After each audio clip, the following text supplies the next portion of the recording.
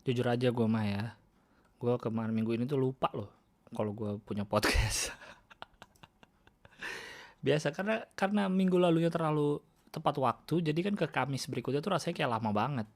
Bener-bener seminggu kan, lama banget rasanya. Jadi gue tuh baru inget di hari Jumat kemarin kayak, iya podcast belum keluar. Ya tapi ya seperti biasa menunda, so sibuk, so sibuk, so sibuk. Nah ini baru hari Minggu malam, udah mau tengah malam lagi. Gue baru ngeluarin podcast. Biasalah ya. Tadi semalam juga badan kayak mau flu, nggak enak, jadi seharian tadi sore tidur kayak ya udahlah nggak usah dipaksain. Kesehatanku lebih penting dong daripada kemauan kalian untuk mendengarkan podcast ini, ya nggak sih? Ada aja dah. Ya begitulah.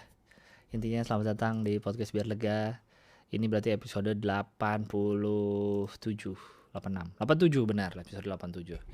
BTW minggu depan berarti akan tayang hari Minggu lagi karena hari Minggu 11 April dan 11 April adalah berarti ulang tahun podcast Biar Lega yang kedua. Wis, gokil abis bro. Akan ada yang spesial minggu depan? Tidak ada dong. Ya udah biasa aja, akan seperti podcast biasa aja. Mau bikin apa juga, mau yang spesial-spesial.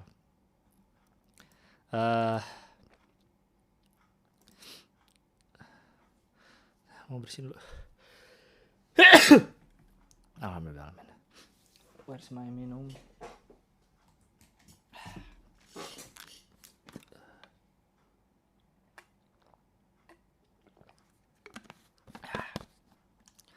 Kemarin nonton spesialnya David, Ayah Ikhlas, mungkin ada yang nonton juga di sini, nonton langsung maupun lewat streaming di Ballroom Hotel. Gue tadi mikir kan kalau mau bikin show di masa pandemi tuh nggak enak karena penonton harus berjarak segala macam. Sementara nonton stand up kan enaknya di ruangan yang tertutup, padat gitu ya. Ternyata kemarin gue ngeliat di shownya David, oh ternyata berjaraknya nggak yang terlalu jauh-jauh banget kok. Masih santai lah, masih enak kayaknya. Jadi makin bikin gue terpicu untuk sepertinya enak nih bikin show walaupun masa pandemi kayak gitu. Ya, kita lihat aja lah habis lebaran ya. Menarik bisa bikin show. Cuma kemarin mungkin karena di Ballroom Hotel ya, atapnya pendek, terlalu pendek sehingga panggungnya tidak bisa terlalu tinggi. Jadi gue yang nonton agak di belakang tuh nggak bisa ngeliat full panggungnya gitu karena panggungnya rendah kayak gitu. Tapi nice, nice, nice, nice, nice, nice. David selamat, Anda telah memicu aku untuk segera untuk bikin show lagi. Karena bayangan gue juga, kayak gue juga udah pernah bilang di sini untuk show berikutnya kan kemarin special show di teater Jakarta, yang berikutnya gue pengen lebih kecil sih tempatnya, dan karena gue pengen keintiman itu loh, keintiman dengan penonton. Nggak rame nggak apa-apa, gue nggak masalah, yang penting enak, deket ke penonton, intim rasanya, mantap bayangan gue gitu. Tapi gue belum tahu di mana venue-nya. Harusnya sih mungkin bar atau cafe ya, cuma nggak tahu deh di otak gue, siapa tahu nemu venue-venue asik. Itulah, biarkan gue jadi underground ya. Gue udah ngerasain di panggung besar, sekarang gue pengen di panggung-panggung kecil gitu. Cihuy kayaknya. Kayak spesialnya Seinfeld yang terakhir ya, yang di Netflix tuh kan di panggung kecil tuh cihuy banget. Apa yang lagi seru? Kemarin gue turut berduka lagi atas ada bom di gereja di Makassar kepada korban-korban, kecuali si pelaku berdua, anjing, biarin aja lu mati, sumpahin lu gak masuk neraka gak masuk surga lu, ngambang aja lu di alam lain itu tuh, ngambang-ngambang antara surga dan neraka lu, kayak pengemis lu di antara surga dan neraka lu, di depannya minta tolong masukin aku, goblok. Untuk yang luka-luka, gue belum baca berita lebih ininya sih, yang luka-luka di gereja ada berapa orang nggak tahu, semoga baik-baik lah. Sama yang terakhir yang penembakan di Mabes Polri, yang walaupun yang mati dia juga ya, tapi gue setelah lihat videonya gue ngerasa kurang cepet matinya tuh orang. Kayaknya polisi kok lama banget ya bunuh satu orang itu ya. Ya gue nggak tahu sih, gue tidak mau menjudge, saya tidak ada di sepatu mereka, saya bukan polisi, belum pernah jadi polisi, nggak tahu cara nembak. Pernah nyobain sih dulu nembak di Pindad, Pindad di Bandung. Ya nggak tahu. Gue mikirnya terlalu lama aja dia masih bisa ke pos, mundur lagi jalan, nembak-nembak, balik ke tengah, baru ditembak mati. Kayaknya harusnya bisa lebih cepat nggak sih matinya? Ya nggak tahu lah. Itu kan menurut pendapat saya, orang sotoy. Nggak usah dipikirin Pak Polisi. Kerja bagus sudah membunuh eh yang masuk ke Mabes. Walaupun kayaknya harusnya lebih cepat tetap sih. Lu jadi mikir nggak sih kayak seberapa mudahnya masuk ke area polisi bawa senjata, udah gitu malah ada di berita gue lihat katanya eh, metal detector di kepolisian lagi rusak. Oh, kita sebagai warga tentu percaya dong. Sering banget ada kejadian-kejadian gitu, terus kayak CCTV-nya pas lagi rusak, sekarang metal detector pas lagi rusak. Aduh sayang banget sih, aku sih percaya 100% terhadap hal itu. Bisa aja emang lagi rusak, kita kan nggak tahu keadaan barang kan, namanya juga barang udah mungkin udah bertahun-tahun ya, bisa aja rusak ya nggak sih. eh Cuma ya itu sih, kayak kok masih ada lagi yang bisa masuk gitu, seperti yang sudah saya bahas juga ya, di masa pandemi ini metal detector di mall aja seperti tidak ada gunanya karena nggak pernah dipakai lagi. Sekarang lebih penting suhu. Gue sempet bilang tuh di materi stand up di Kompas, nggak tahu ditayang apa enggak, gue bilang ini saat yang tepat untuk para pengebom karena udah nggak diperiksa lagi metal detector. Yang penting suhu di bawah 36 lu bisa ngeledakin. Bener, ada yang ngeledakin lagi, sialan. Sama ada yang masuk ke Mabes Polri lagi. Nggak boleh emang ngomong-ngomong sompral gitu di materi, jadi beneran. Cuma ya emang tahu sih kalau tempat, harusnya Mabes Polri mungkin tempat yang paling dijaga ketat kali ya, selain duta besar gitu, kedutaan besar. Masa bisa nembus kan, jadi gimana gitu ya mikirnya, kayak anjing bisa ketembus loh, tempat segitu, tempat segitu aman. Ya gereja mungkin juga nggak nyangka juga kali kalau akan ada lagi gitu-gituan. Cuma ya nggak tahu sih, harusnya bisa kedeteksi nggak sih bibit-bibit teroris gitu. Nggak tahu, sekali lagi saya hanya orang soto, yang hanya orang awam yang melihat dari luar. Tapi tentu lu sebagai manusia yang tinggal di Indonesia gemes dong liatnya, kayak masih ada lagi susah itu cuma pengen ibadah doang. Apalagi kemarin pas hari raya kan, dan masih dengan narasi-narasi teroris tidak punya agama. Yes, tidak punya agama, mereka bertindak atas kemauan sendiri tanpa ada embel-embel agama. Kebetulan saja nyerangnya ke tempat ibadah yang agamanya selain agama dari si teroris itu. Jadi mereka hanya bertindak sekeinginan mereka tanpa ada embel-embel agama.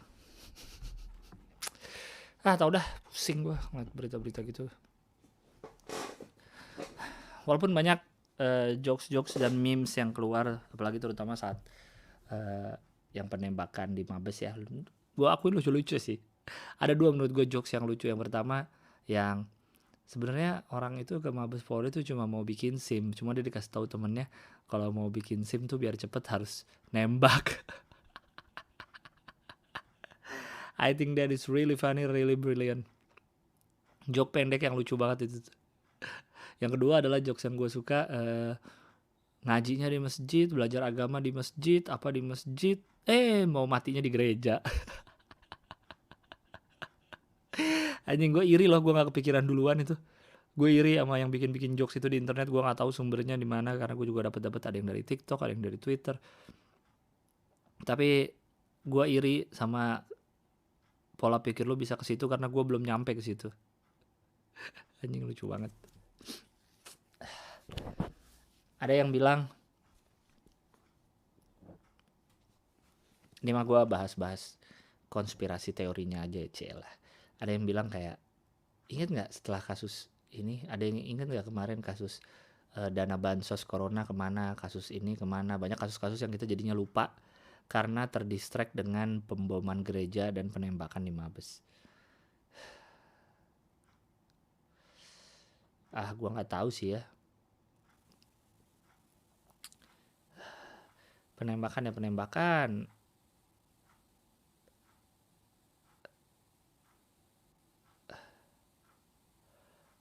Beruntung kemarin waktu yang meledak gereja hanya pelakunya yang meninggal gitu.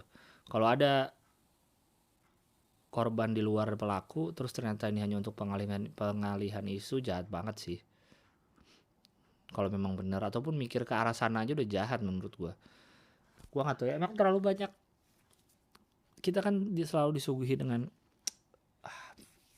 film-film konspirasi teori gitu, sehingga tiap ada kejadian besar di negara ini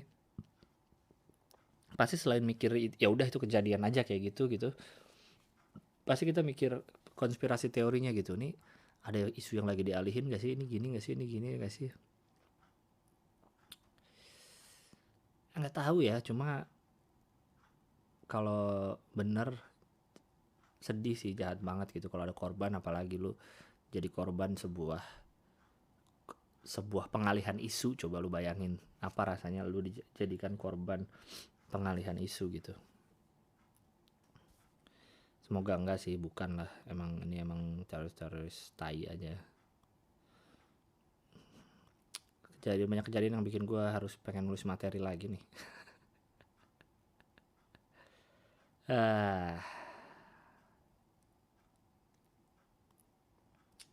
Sedih.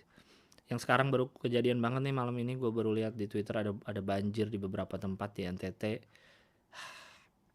Semoga, gue nggak tahu deh, semoga cepet surut banjirnya. Soalnya bukan banjir kayak di Jakarta gitu yang air naik, tapi air bah gitu, air ngalir kenceng, ada jembatan yang mau roboh. Mungkin lu bisa lihat info-infonya di Twitter, Instagram. Kalau belum bisa ngasih apa-apa, mungkin bantu sebarin kali, bantu retweet, bantu apa.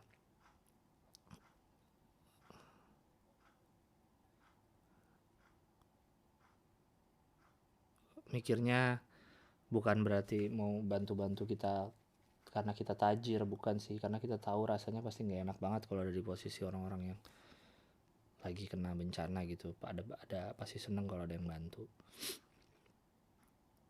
Kenapa pilek gue? Padahal gue selama pandemi 2020 gue udah seneng nggak pernah sakit. Tahu-tahu di ujung tahun bahkan sakit pilek nggak ada, gue demam gitu nggak ada. Tapi ternyata di ujung tahun kena COVID gue.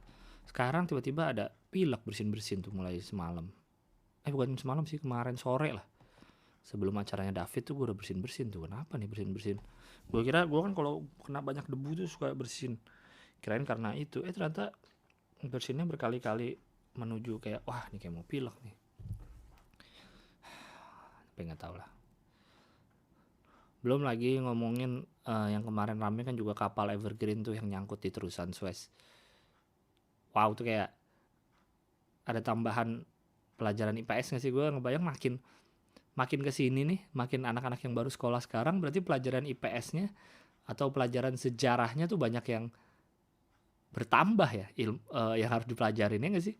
Kayak dulu mungkin kita belajar cuma sampai mana gitu, sampai Soeharto misalkan, atau sampai.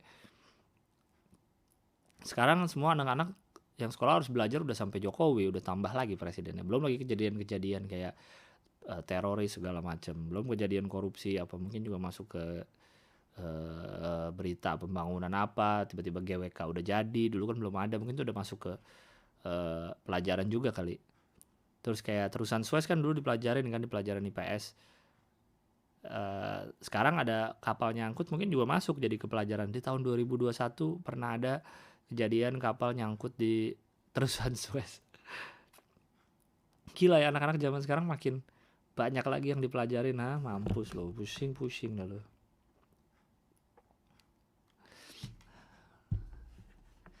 Itu juga mengerikan juga sih, gila, karena kapal nyangkut aja, kapalnya gede banget sih emang ya. Nyangkut, akhirnya jadi semua terhenti, semua harus muterin benua Afrika, yang mana bikin perjalanan nambah beberapa hari lagi. Yang gue baru tahu adalah ternyata terusan Suez itu kecil ya. Gue ngebayangin tuh kayak kanal kanal besar gitu yang bisa dilewatin banyak kapal, ya mungkin gede kali ya aslinya kalau lihat langsung. Cuma kelihatannya, atau karena kapal Evergreennya besar kali. Karena kapalnya besar, jadi kelihatannya itu kanal Sueznya apa terusan Suez tuh kayak kecil. Nggak tahu sih. Sampai segitunya gitu, sampai kan terusan Suez tuh katanya 12% perdagangan dunia tuh di situ. Jadi menghambat 12% perdagangan dunia. Gila nggak? Jadi banyak barang-barang yang telat segala macam karena ada kapal gede yang nyangkut itu. Bisa begitu ya.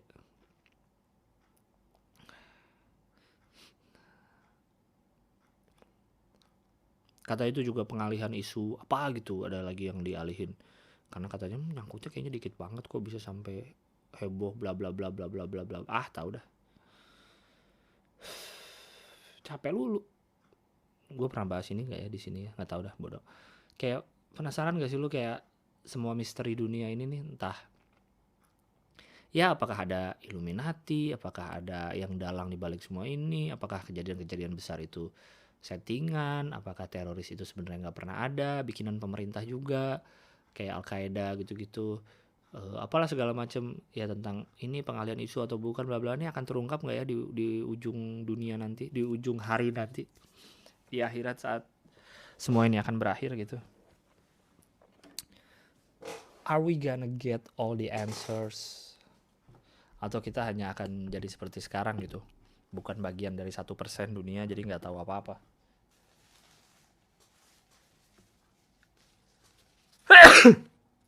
Ya Allah, ya nggak pernah kepikiran nggak sih di otak kayak bener nggak sih semua nih, apa benar ini yang nembak John F Kennedy itu dia bener, bukan orang lain. G30 SPK itu gimana sih sebenarnya aslinya, Super Semar tuh gimana sih aslinya?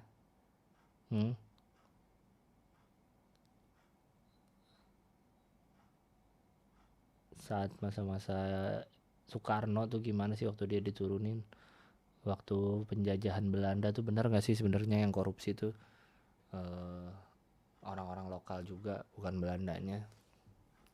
Kayak akan terjawab nggak sih semua misteri kehidupan tuh sebenarnya?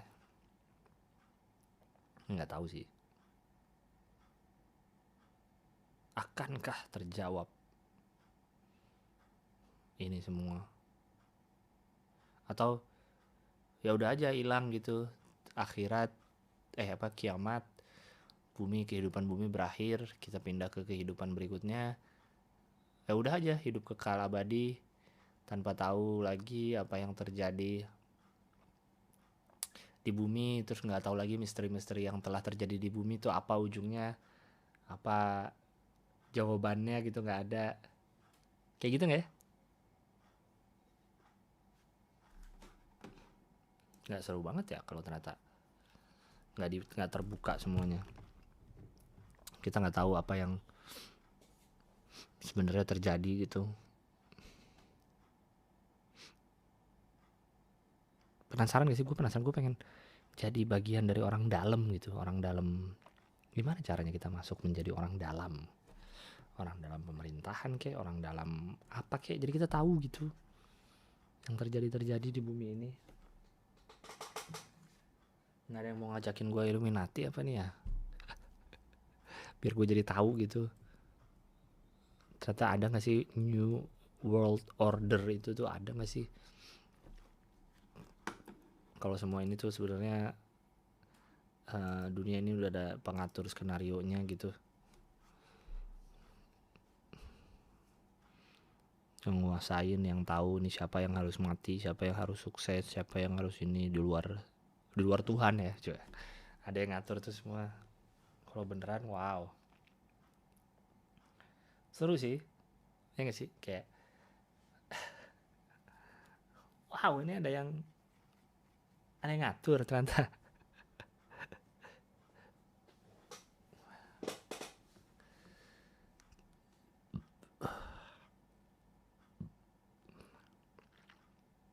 Kan katanya gitu kan, kalau lu mau sukses apa lu ya lu menjadi bagian dari si New World New World Order ini, dari Illuminati ini.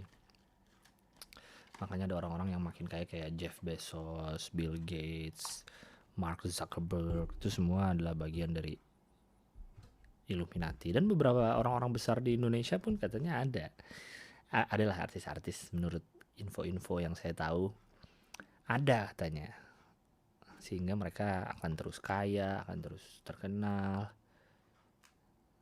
Tapi entahlah, pusing mikirin gituan ya. Nggak, lu mikir buat kehidupan kita sendiri aja masih pusing kadang-kadang.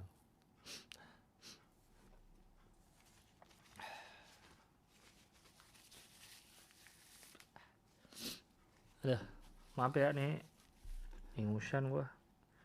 Ingusnya bukan, gue paling gak seneng nih ingus-ingus awal pilek tuh. Ingus paling gak enak, tau gak lo, yang masih cair banget, yang turun aja kadang-kadang meler gitu, nggak bisa kita kontrol. Kalau yang ingus-ingus udah kental, udah hijau tuh kan bisa kita sering keluar gitu, bisa kita isap. Kalau ini kan yang kadang udah kita isap tapi ntar dia leleh lagi, turun pelan-pelan karena masih cair banget ya kan. Tahu kan, tiba-tiba ingus awal-awal pilek tuh nggak enak banget.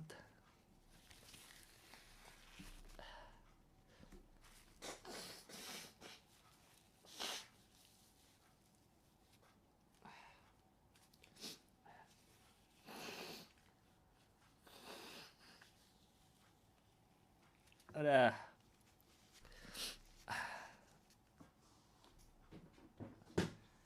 enak ya Allah, nggak mau pilek, pengen sembuh.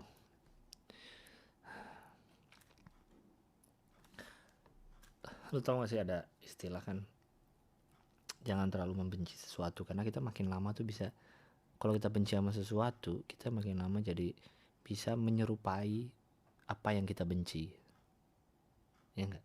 Lama-lama bisa jadi malah suka sama yang kita benci itu. Seperti saya nih, saya di spesial saya kemarin kan saya memaki-maki mobil-mobil LCGC, memaki-maki Grand Max karena bentuknya kotak jelek gitu. Sekarang jadi demen gue sama Grand Max.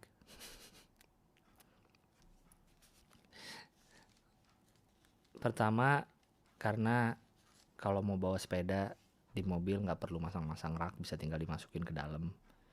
Menurut gue masang-masang rak sepeda tuh ribet.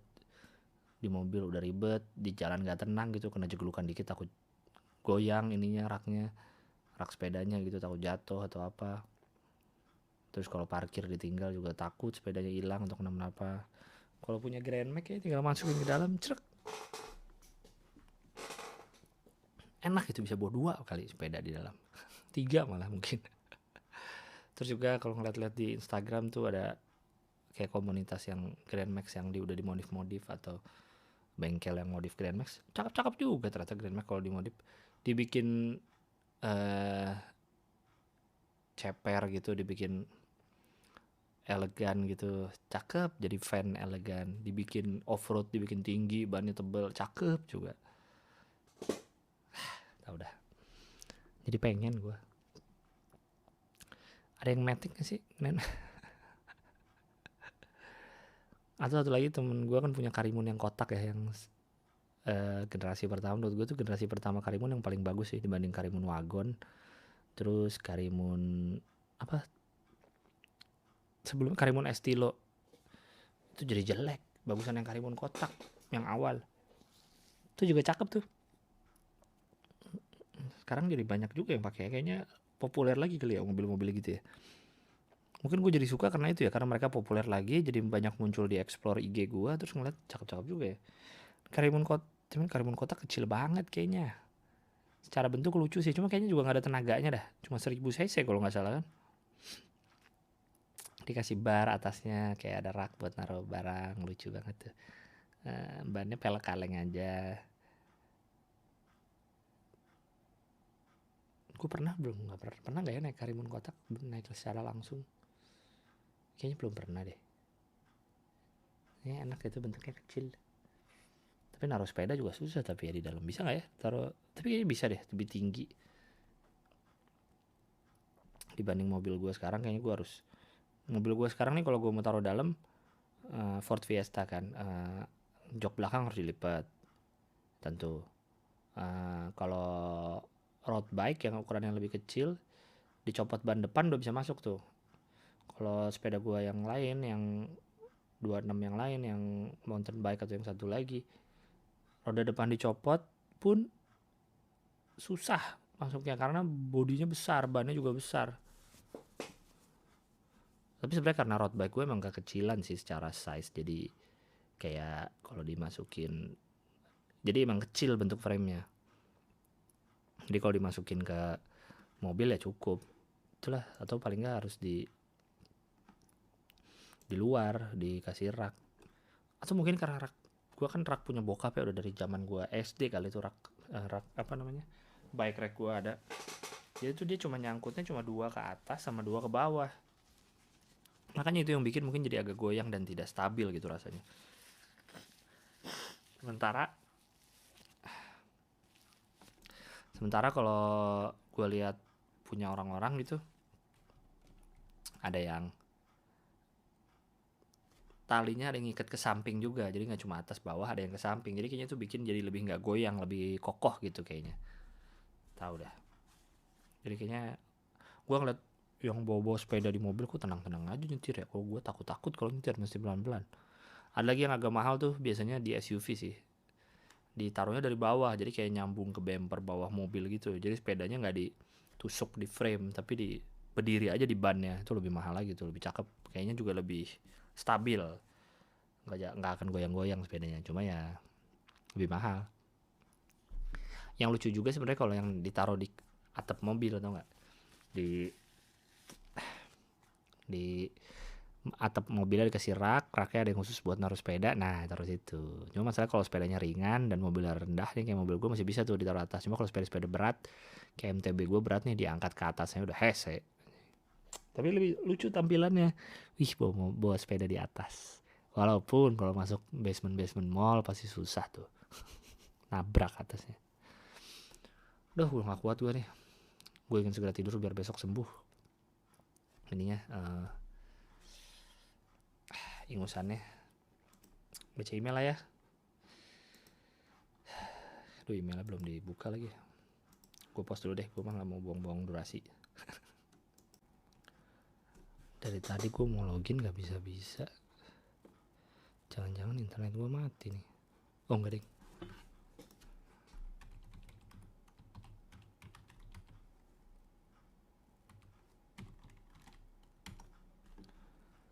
I want you to the bone.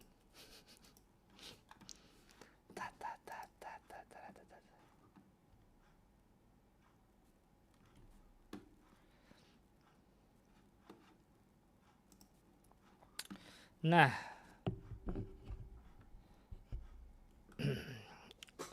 lanjut.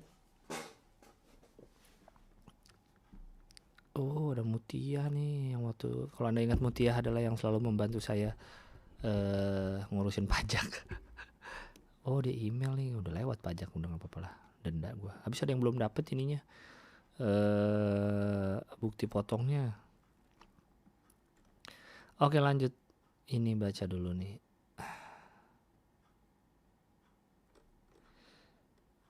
Akhirnya subjeknya itu. Halo Kak Gilbas, udah lama gak ngirim email lagi. Kali ini mau cerita sekalian, mau nanya pendapat aja sih. Ini nyala kan? Udah, takutnya gue ngomong gak kerekam lagi. Jadi dulu tuh aku pernah nanya pendapat kakak tentang hubungan aku yang udah temenan dekat 4 tahun nih kak. Dan aku berniat untuk confess gitu kak. Long story short, Februari kemarin aku confess kak ke si laki-laki. Waka. Jujur penerimaan dia atas confession akunya baik banget sih. Walaupun aku gak mendapatkan jawaban ini reject. Walaupun aku gak mendapatkan jawaban ini rejection atau ternyata dia punya perasaan yang sama kayak aku. Tapi ya at least apa yang selama ini udah dipendam bertahun-tahun bisa aku utarakan dengan lancar dan sejujur-jujurnya. Intinya dari confession kemarin adalah dia tuh gak bisa ngasih jawaban kalau dia punya perasaan yang sama atau enggak. He said that he's complicated gitu kak. Dia bilang kalau aku kenal dia lebih dalam mungkin aku juga gak akan bisa interest ke dia. Rasanya dia kayak mati rasa aja gitu kak, aku gak paham juga. Intinya ya dia gak bisa bedain aja mana suka mana gak suka. Atau mungkin dia juga lagi gak ke hal-hal yang kayak gini juga sih. Terus dia bilang aku perempuan baik aja gitu kak. Aku juga nggak paham karena aku ngerasa ya aku biasa aja gitu, nggak gimana-gimana. Dia bilang takutnya kalau dipaksa ke bareng dia bakal menarik aku ke keribetan hidup dia gitu. Aku yang waktu itu ngerasa ya bisa-bisa aja, kenapa nggak dicoba dulu, pun ngerasa ya udah kan dia yang lebih tahu diri dia bagaimana baiknya, gimana buat dia dan buat aku. Cuma dia tuh ngerasa nggak enak banget sama aku, dia ngerasa aku wasting time buat orang yang salah. He said that I deserve more. Celah, basa-basi nih laki kayak gini nih. Padahal aku sama sekali nggak ngerasa wasting my time. Aku beneran menikmati juga gitu loh, Kak. Seneng dan sedihnya. Pun aku sebenarnya udah tahu jawaban dia bakal kayak gini. Cuma aku tetap suka aja gitu karena aku rasa dia laki-laki yang baik aja gitu, Kak. Aku juga menikmati suka dalam diam ini. Meskipun akhirnya nggak akan sama seperti yang aku harapin. Dia juga ngerasa karena udah nyakitin aku aja gitu, Kak. Mungkin ya. Tapi jujur aku jauh memvalue waktu barengnya daripada sakit-sakit hatinya.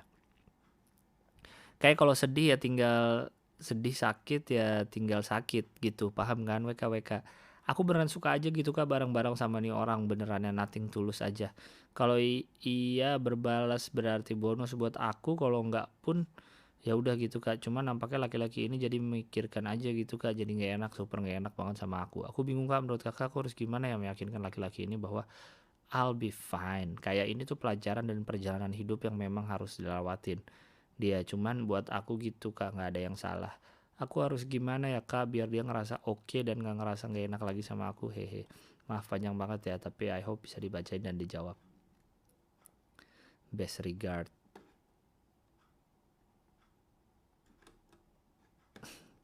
Dia email lagi nih.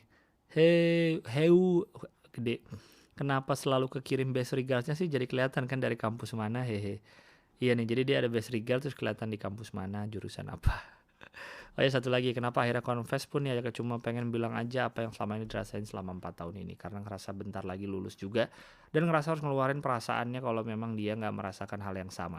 Gak ada niat bikin dia gak enak atau risih sama sekali. Karena udah mulai ngedistraksi juga sih akhir-akhir ini, hehehe. Wow.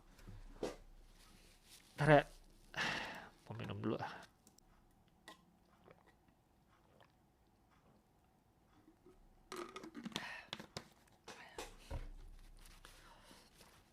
Menurut saya laki-laki itu memutar-mutar jawaban sebenarnya hanya untuk bilang, wah lu suka sama gue ya, aduh gue nggak suka lagi sama lu. Tapi kalau ngomong nggak suka nggak enak dong, akhirnya dia memutar-mutar jawaban.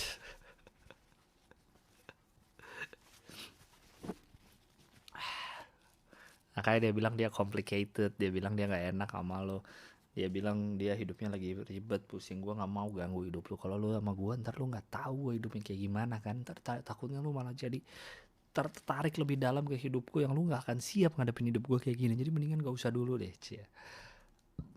Disingkat jadi gue nggak suka sama lu. Ada nggak tahu deng. Hati manusia dalam lautan bisa diukur, hati manusia kan siapa yang tahu. Jadi jangan percaya sama saya.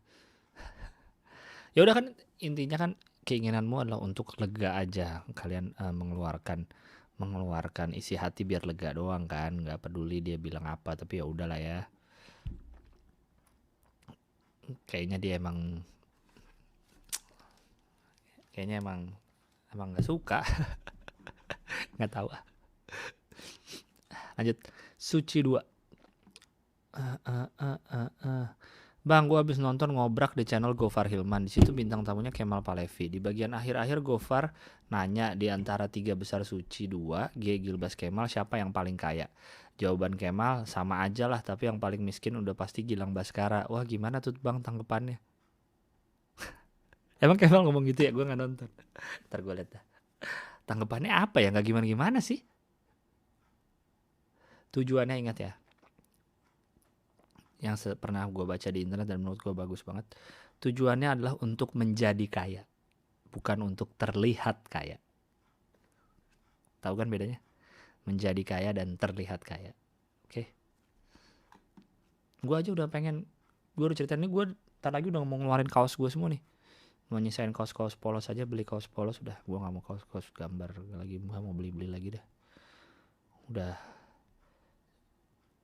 nggak ada gunanya, kayak buat apa punya barang banyak biar pakai kaos, nggak usah kelihatan lu punya kaos apa, kaos polos aja lah.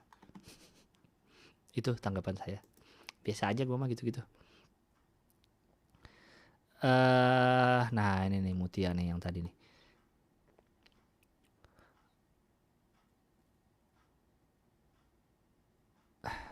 Email DJP online. Kak Gilang, email DJP online ini Gmail atau Yahoo ya? Info berapa bulan terakhir untuk wajib pajak yang email DJP online pakai Gmail tuh suka lama terima kode verifikasi. Jadi kadang kalau lapor pagi, sore atau malamnya baru dapat email kode verifikasi. Takutnya nanti lapor pas malam tanggal 31 Maret kode verifikasinya nggak langsung masuk, terus malah jadi telat lapor padahal salahnya di server mereka. Tapi anehnya kalau email DJP online pakai Yahoo itu nggak kenapa-napa kalau belum ada masalah. Oh ya, sama mau info juga nanti pas lapor terus masuk ke website DJP online nggak bisa, coba pakai private window ya Kak. Kalau ada yang mau ditanya feel free ya Kak. Stay hydrated, thanks, best regard Muti.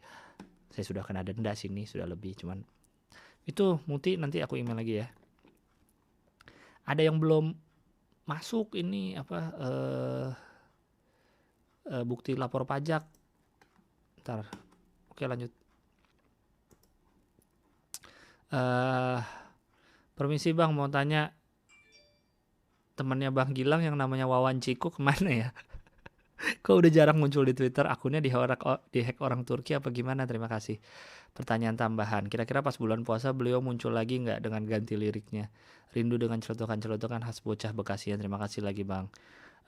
Wawan Ciku, kalau lu perhatiin emang berapa bulan terakhir kali ya? Atau setahun terakhir?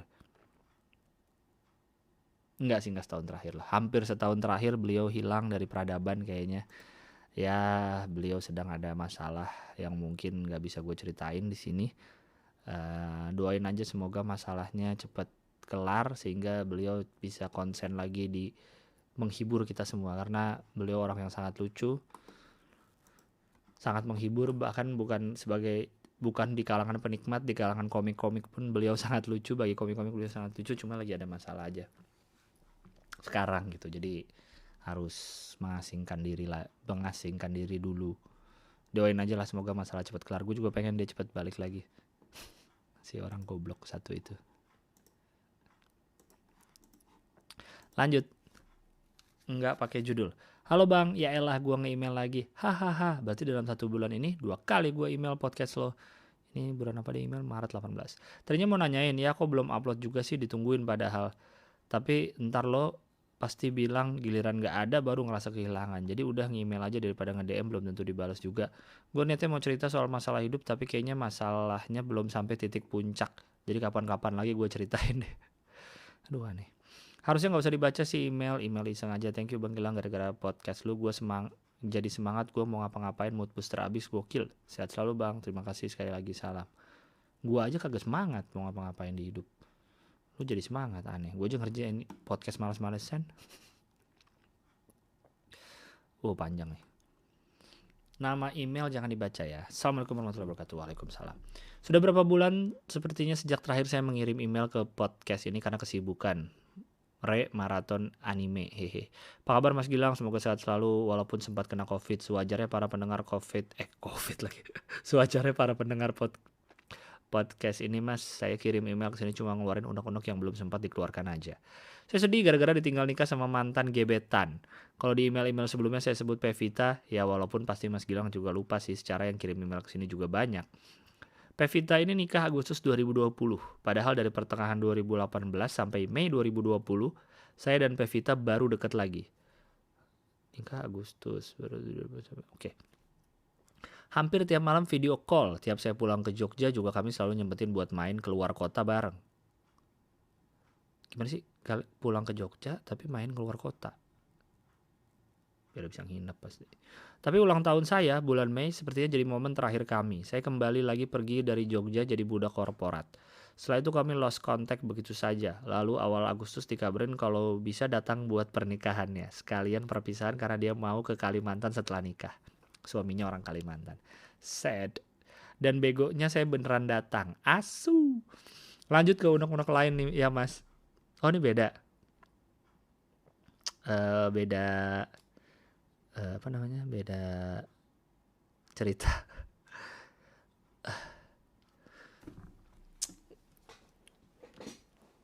Gue belum pernah ngerasain sih datang ke nikahan mantan sampai sekarang. Yang mantan pas SMP dua-duanya udah nikah saat gue udah kuliah kali, jadi udah lost contact juga. Mantan pas kuliah pada belum nikah, ada satu yang nikah nggak diundang juga gue, jadi gue belum pernah tuh ngalamin datang ke nikahan mantan. Tapi lu nikahan mantan gebetan sih, lagi lu deket masa dari 2018 sampai 2020 deket doang. Gak tahu nih. Tapi kalau ketemu bareng main keluar kota, lunya hanya mau dekat tanpa status kali. Sementara dia ingin pacaran, ya salah sendiri lah. Oke lanjut ke unek-unek lainnya mas, lebih tepatnya mungkin julid. Mas Gilang pasti tahu dong sama ormas yang belum lama ini dibubarin tapi masih tetap gerilya. Nggak tahu tuh apa ya, ormas apa ya. Kebetulan saya punya teman yang juga ikut ormas tersebut. Saya kadang bingung mas sama kelakuan teman saya ini, yang mungkin mencerminkan anggota ormas lainnya. Pasti jelek nih, pasti kelakuan jelek. Gak mungkin kelakuan bagus lo ceritain. Kalau Mas Gilang ingat beberapa tahun lalu sempat viral nasi anjing kan. Nah itu kan banyak juga yang kontra, teman saya salah satunya. Nasi anjing apaan ya? Gue gak inget. Ribut ngomong haram inilah itulah, tapi sekitar setahun belakangan ini teman saya mulai pakai vape dan dia pilih liquidnya yang rasa anggur merah. Kan anjing ya.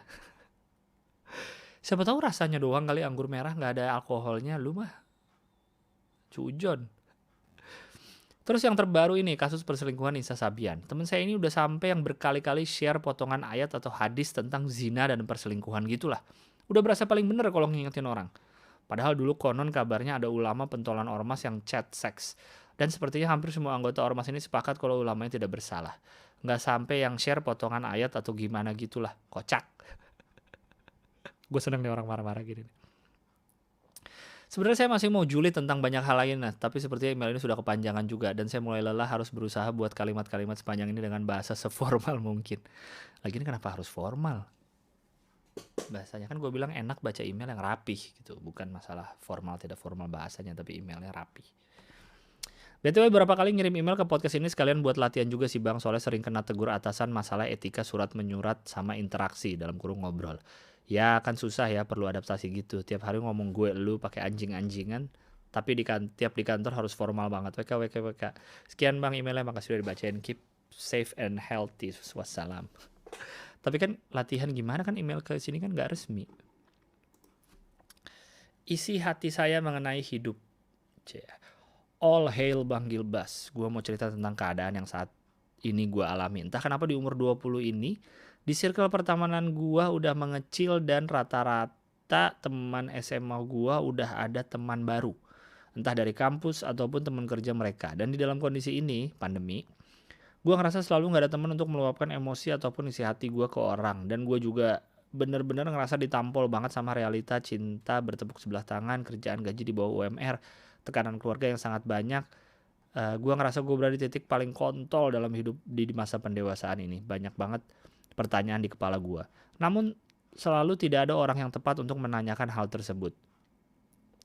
Stress out hampir setiap hari dan selalu pretend baik-baik saja di depan keluarga. Dan pelarian gue satu-satunya cuma dengerin podcast untuk nyari perspektif orang lain. Menurut lo apa masa pendewasaan ini emang setai ini kah atau gue doang? Bro, there are 7 billions people in this fucking earth.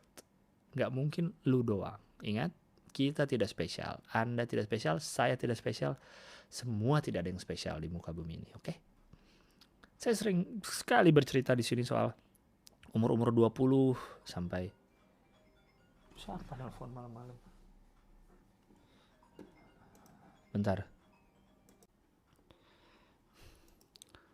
Apa tadi? Lagi bahas apa ya? Ya itulah, intinya gue sering bahas lah tentang umur 20-an, 19 sampai 2. Gue tadi baru baca kalau otak kita tuh bener-bener sudah selesai berevolusi itu umur 22 selesai berbentuk. Makanya di umur-umur sebelum 22 tuh kita banyak melakukan hal bodoh karena memang otak belum selesai berdevelop.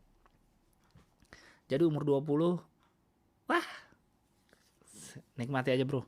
Masalah ini mau lu denger nasihat dari orang-orang yang sudah melewati umur tersebut kayak gue, atau lu tanya ke orang yang lebih tua dari lu, sebanyak nasihat apapun, hal-hal tai kayak gitu emang akan selalu ada di umur-umur segitu, akan selalu lewat. Jadi nggak ada cara lain selain nikmatin aja lah, ntar juga lewat. This too shall pass. Aduh, udah pengen tidur gue biar cepat sembuh nih. Terakhir deh ya, ini email Maret 20. Kecil hati. Halo Bang Gilang, apa kabar? Sehat-sehat terus ya. FYI, gue cewek umur 19 tahun. Gue mau cerita kalau gue lagi ngerasa bosen banget ngejalanin hari-hari di rumah terus. Masih sering dilarang pergi keluar. Padahal gue pengen banget main, tapi temen gue gak mau main sama gue dah kayaknya. Hahaha. Terus gue juga sedih banget waktu tadi yang sebelumnya, yang untuk orang sebelumnya. Pasti lu punya teman lah, nanti suatu saat lu mungkin punya teman yang bisa lu pakai buat cerita. Atau kalau lu nggak punya teman, belum ketemu teman tempat cerita itu, keluarin dalam bentuk blog mungkin, atau video, atau podcast. Nggak usah lu rilis, nggak apa-apa, buat lu private semua, tapi paling nggak keluar, oke? Biar lu agak tenang dikit tuh, gue kasih saran tuh. Lanjut tadi. Terus gue sedih waktu lihat teman-teman gue jalan bareng tanpa ngajak gue. Padahal basa-basi aja mah bisa kali gitu. Tapi ya udahlah, ya emang gue nggak asik kali orangnya. Jadi mereka sering jalan tanpa gue. Intinya gue sedih, kayak sedih banget ngerasa nggak punya siapa-siapa yang bisa paham situasi gue saat ini. Thanks Bang udah bacain, semoga sehat terus. Ini juga sama 19 tahun umurnya. Aduh. Kalian di umur-umur segini tuh gimana ya? Itu emang masanya, emang ini masanya kalian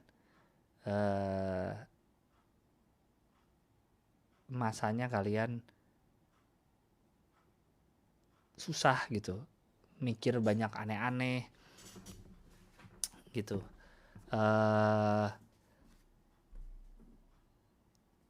pusing, teman kok gini, hidup kok gitu.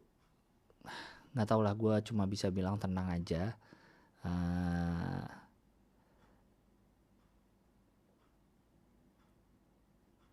Akan lewat, lu nikmatin aja, tenang, nggak usah pikirin.